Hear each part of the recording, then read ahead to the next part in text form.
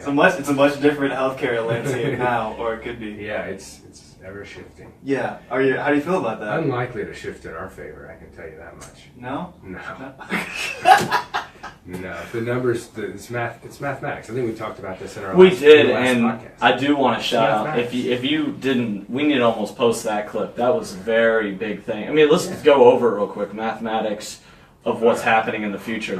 And I'll try to just make it real brief. Yeah, this is crazy.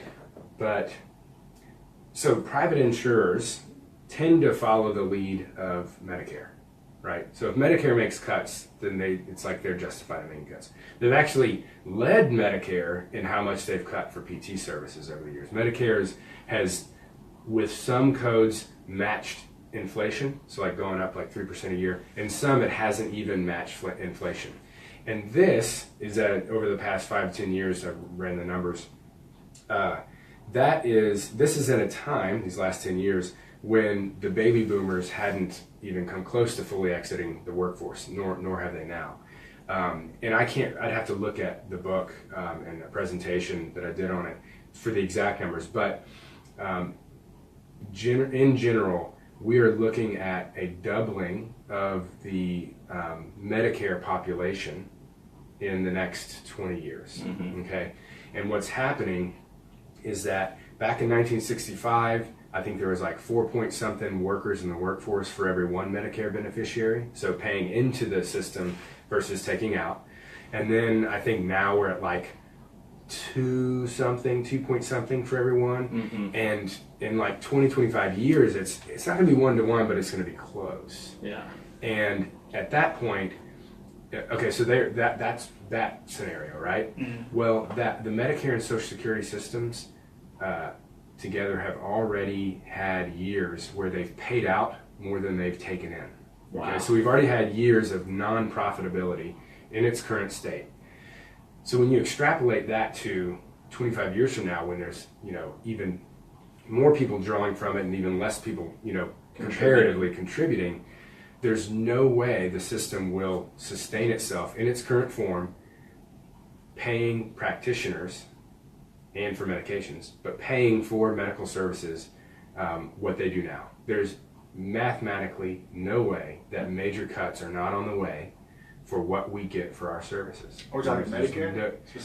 Medicare, yeah. This is the Medicare but private insurance follows Medicare. Yeah, they're very influenced by Medicare. Now, hopefully, our various fields can kind of gather together their forces and hold rates at a decent amount.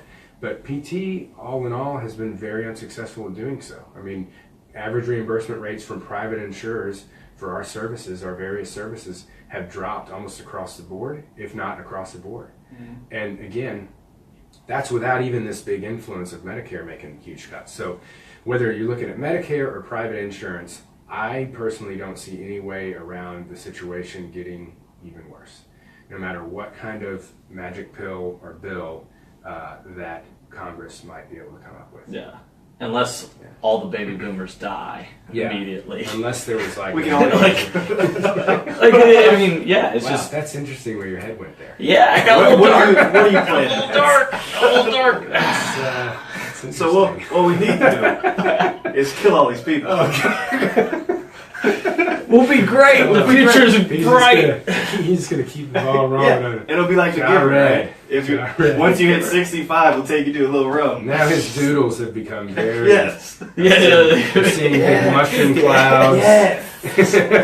How do we lure all 65 and older into deep Nevada area? We build one golden corral to feed them all.